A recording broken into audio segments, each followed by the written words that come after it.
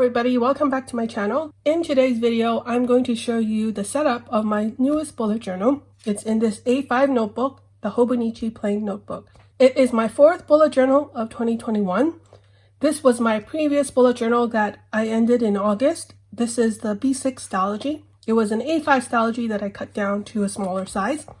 And just as a reminder, this is my volume 1 bullet journal, which is a really thin little insert here where I keep all of my annual collections. And I do have a flip through of this as well as a setup video of this if you wanted to see those. Moving on to this notebook, it is a new size for me. It has 288 pages with Tomoe River paper with 3.7 millimeter grid. I'm hoping that when I start this in September, it will last me until the end of the year. I want to try this for the rest of the year, see if I like the A5 size for my bullet journal, and if I do, then I might do that in 2022, or I might go back to the B6, the smaller B6. Before I flip through this, I'm going to go over some of the deco I used and the supplies I used. My source of inspiration for this bullet journal setup comes from this calendar here. It's a desk calendar of Peanuts, which features a character called Snoopy, who's a cartoon beagle.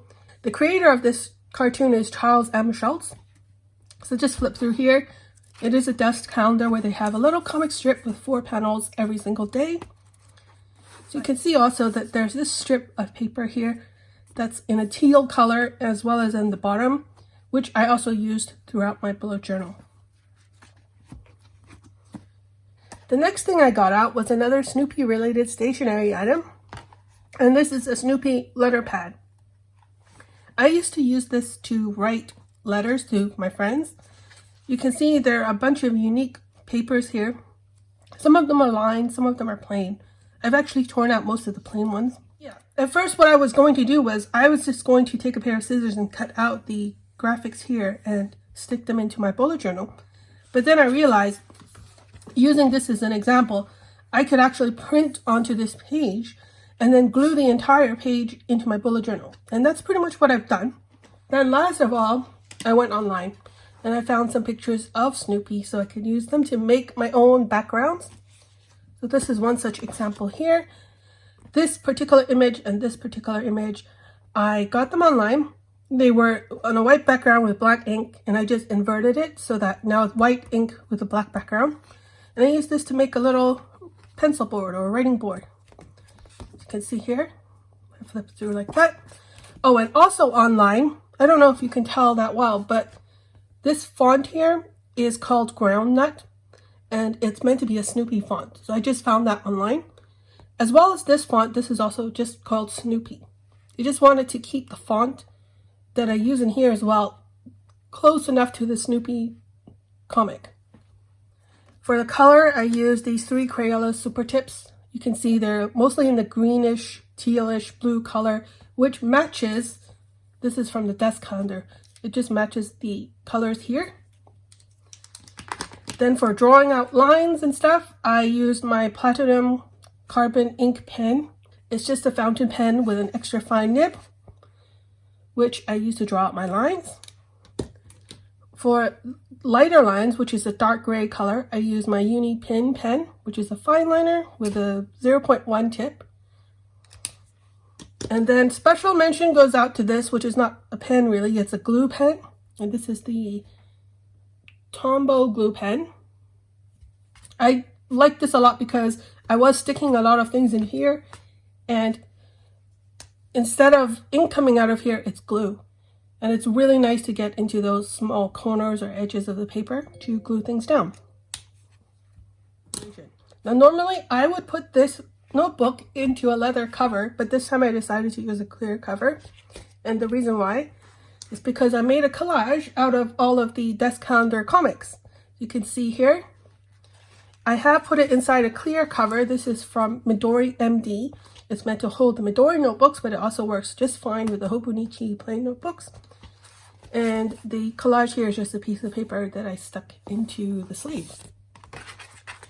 I did have a lot of fun doing this. I used to do this type of collaging before. I like being able to cut up the comic strips so you can see as much of the comic strips as possible if you want to follow it. Even though this took a lot of time, I really enjoyed doing it, and I was going to tip this into the bullet journal, but I decided I want to look at it permanently, so I stuck it inside the Midori cover, and I'm going to use it as the cover of my notebook. Since I was going to tip it inside the bullet journal, I also covered the back of the page. Now this isn't really necessary, but I show you anyway. I used the strips from the desktop calendar like this, and just kind of angled them and pasted them in. This side I don't like as much. You can see there's a difference in the color between all of these strips. That's just the way it was when it came in the calendar. So I'm going to put this into the cover. There we are. I think it looks really nice. There's a bit of glare here from the clear plastic. Now let me push this away and let's get inside. This part here is my inbox. My inbox is just where I put my sticky notes. As you can see, I've made some of my own sticky notes. I followed Dakshina's tutorial as a starting point. So you can see these ones are blank. This is lined. And this is a to-do list. So I just repeated the Snoopy images along the side here. This sticky note set is left over from my last bullet journal. But anyway, you can see that it's also lined. And the image here was a digital sticker that I got from Zaka Digital. So I didn't make this myself. This plastic cover is going to get in the way of some of the sticky notes on this side, so I may have to move it over here. This is the bullet journal cover page, as well as the bullet journal key. And I'm supposed to have started on September 1st, but really, it's a couple of days after September 1st, and I still haven't fully moved in yet. I still have not filled in everything. On this side, we have my bullet journal key. It's mostly the same as before. I did add a new bullet journal key here. This one, which is triangle for appointment, and I've seen a lot of people on the bullet journal community do that. So I decided to try it out for this time around. Now moving on down here, it's the same as well. These are my own custom signifiers for my bullet journal. I did decide to make some stickers around this time around. Here I have a note sticker, a cloud sticker, a TV sticker, and a book sticker to represent the different things I'm listening to, the weather, what I'm watching, and what I'm reading. I didn't create stickers for everything, just because when I'm writing in my bullet journal, I am doing rapid logging, and I want to use a pen for that. But I decided for this particular signifiers, it's okay to have a sticker, and so I made them. Now this part I haven't finished yet, I forgot, but this is a color coding system. This little page flag symbol here is where I reference different notebooks. So you'll see the numbers here, and they're code numbers for my Tombow brush markers. So once I find those brush markers, I will color these in, and they will reference the different notebooks that I have. So you can see here I've mentioned my collections bullet journal. This volume 3 bullet journal was my Stylogy, which I have to find a color code for. And then this particular bullet journal is always the main bullet journal, main Bujo, and it's always no color. Then at the bottom, I have this little piece of paper here, also Snoopy themed. I just write down my name, and then I have a bit of washi tape stuck down to here. And then later on, I will write down my telephone number and my email address in case I lose this notebook.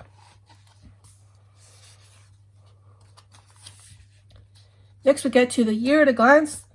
I'm using the Snoopy stickers again here in the background, like this. But the main focus, of course, is the calendar. It's a year at a glance for 2021.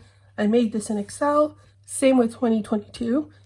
I did do something new in this bullet journal, and I merged my future log with 2022. Just because I mean to use this until December 2021. And then if I'm going to have the year at a glance for 2022, I might as well stick the future log next to it. I also added a very faint dot grid background here, although I don't know if you can see it or not. Next, we get to my index. I should have put my index first and then my year at a glance. That's the way I've done it before. But I stuck this down too early and I put it in the wrong place. So now the index is after the year at a glance. But that's no big deal. You can see now I'm starting to use some of the calendar strips and stuff. Here along the side, I have glued it down. I was thinking that if I were to close this notebook and look at it, then I could easily flip to the index. Oops. But in reality, as you can see, it didn't work. I put a comic strip here. I put a little image from the desktop calendar here. This is a sticker that I printed out using the groundnut font. And then the rest of the page is blank. I need to fill in the index. I did draw a line here in pencil so that this will be the name of the collection or spread, and then the page numbers will be on this side. The same here. Then I have a second page of the index, pretty much the same decoration, layout, line down the middle, line down the middle. And yeah, here I wrote year at a glance because this was supposed to be the page for year at a glance.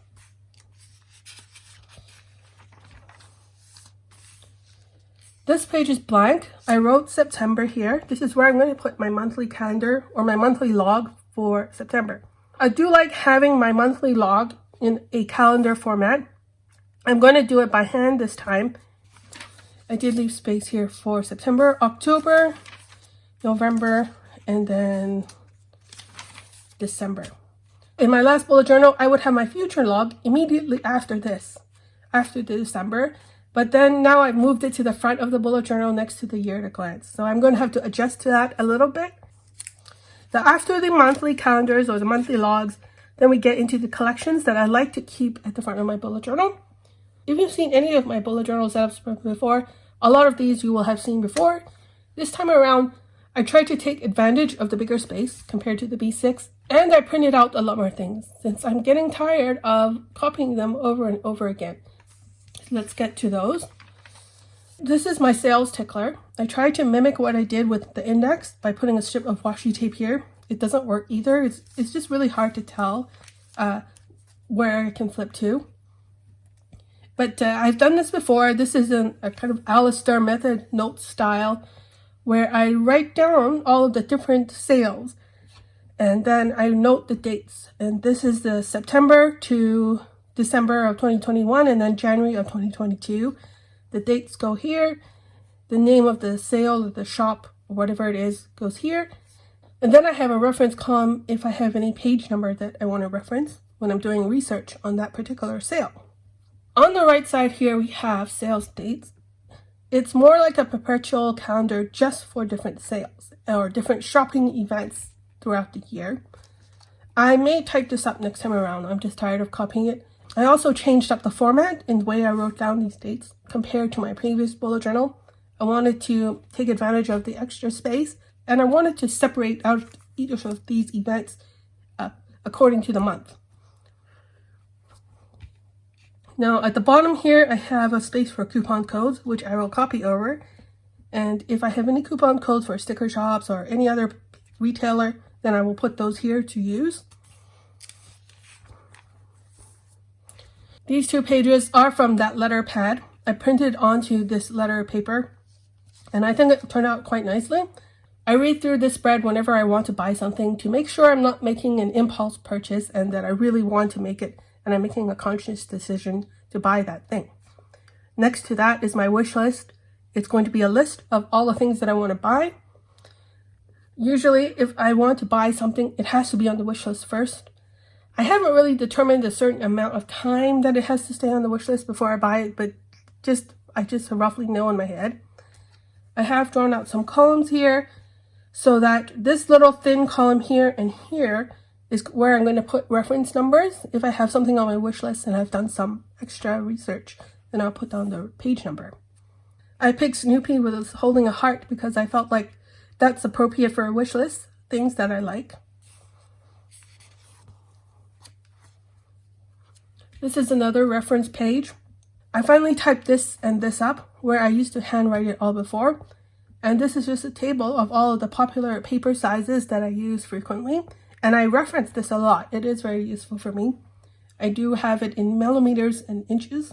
This page here is blank, even though you can see through the other side, because this is Tomoe River paper. I used to have this table on this side, and then the bottom here would be blank. But now that I put it into the same page, and it's a bigger A5 size, this is now blank. I really cannot think of anything I want to put in here. I may just find some random comic strip. I do have stuff like this that I can still cut out and just glue in here. But I doubt I'll look at it that often, so I don't know. On the next page here, we have my ideas. It's more of dumping ground for different things that I want to do, whether it's on social media or to do with my bullet journal or crafts or whatever it is. I figured that for each idea that I have, I'll write down the idea, and then I need a reference number again, just in case I have some other pages in my bullet journal related to that idea. Then I have the date for when I complete the idea or work on the idea. I did leave this page blank. I will probably just copy over this table to the side when I'm finished with this table. This is my review process spread. It's just the kind of outline or guideline of things I do whenever I'm planning, whether it's daily, evening, weekly, or monthly. I have revised this from last time. I'll probably continue revising it. And then on this side, I have, just for reference, those 3 questions you ask yourself for the bullet journal method. And this is almost like a mini trigger list of places where I look to find tasks that I might need to do. In my last bullet journal, I put in a getting things done trigger list, and that's related to this review process spread. I realized though that I didn't look at it the last time. I need it to be in a separate notebook or some other place, let's say here, that I can put next to my bullet journal as I'm working in my bullet journal. So I took it out of the bullet journal itself. Usually at the beginning of every new bullet journal, I write down things that I want to consider as I'm going through this bullet journal. In particular for this bullet journal, do I like this size being new to me? Will I want to continue using it after I finish this bullet journal notebook? What will I change in terms of how I space out my writing? Because this is a very small grid spacing. Then usually after I finish the bullet journal, then I will write down on here what I thought of this. And then on this side, it's more like a journaling format in point form where I just make notes on my planner as I go along. And then for Deco here, for when I was making my collage for the cover, what I would do is I would have maybe 3 panels on the collage. Then I would have 1 extra panel left out, and I just stick those random ones in here. They look like stickers almost. I have another page for planner notes with more comic strips. And then I have migration notes. I did write down on a sticky note what kind of things that I want to put in this migration notes, what kind of things worked in this bullet journal, and I would probably pull from my planner notes on that, what didn't work and what I want to improve for my next bullet journal. And usually when I'm migrating from bullet journal to bullet journal, I have a whole checklist of things I need to do. I will just write them here. Usually on this side, I will have a list of all the collections in my bullet journal, and then I just kind of check off. Do I want to migrate that collection, or do I want to drop it? And then have I actually migrated it over to the new bullet journal? I have a second page for my migration notes. This is my print list. I have mentioned that I have a sticker cutting machine. It's a Silhouette Cameo. And usually when I print stickers, I print them on a letter size paper, but I don't always have enough stickers to fill out the entire paper. So this is my print list. Once I have something to print, I'll put it on here. If it's not urgent, I will leave it on here until I have an entire page of stickers, and then I'll just print it out. This next page here is something new. It's called the EDC pen schedule, or everyday carry pen schedule. I just want to document whatever pens I'm using in here. It was more relevant in my last bullet journal since I was using the B6 Stalogy, and this was my first time using it, so I wanted to test out the paper. I just ended up writing all of the different pens I used on that paper. I don't know how useful it will be for this notebook since I already am familiar with the paper, but I thought I would just put it in here anyway. You can see I just started off with this particular pen. It's a fountain pen, and I'm using the black ink the Atramentis Document Black.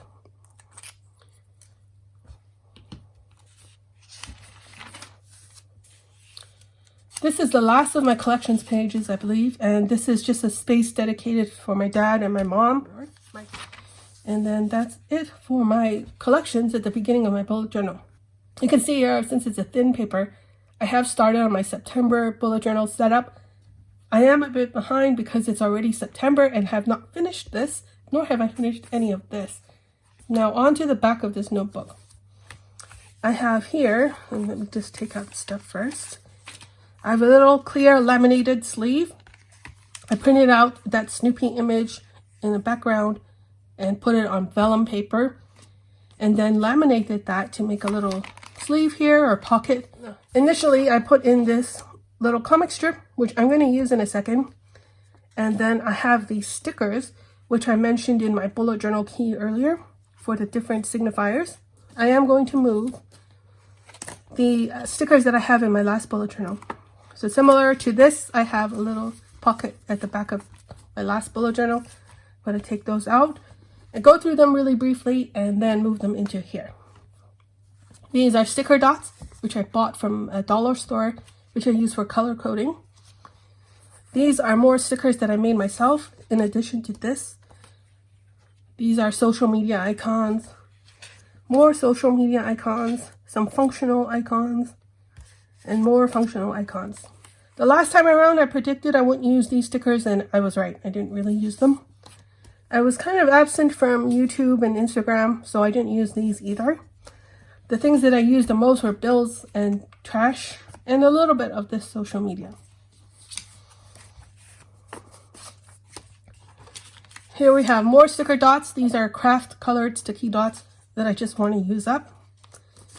And then this last one is a digital printable. It's from PMD Print and Plan. You can see that it has stickers for all of the holidays for the last half of the year. And I printed this out so I can put them in my monthly log, which I still have to do. The last thing I'm going to do here, and I hope you follow along, is I'm going to take this comic strip here and I'm going to cut it up and decorate it in my bullet journal. The thing about this bullet journal is that the notebook is the Hobonichi plain notebook. The notebook itself is divided into 4 different parts or 4 different sections. The way they divide it is to use a different color ink for the grids here. So what I want to do is for the beginning of every quarter or every, I think 72 pages, I'm going to cut one of these out and then just write down the progress. I thought it would be a nice way just to see how far along I get to the notebook. Regardless of whatever theme I'm using for the month, I'll have the Snoopy theme at the end of every quarter of this notebook.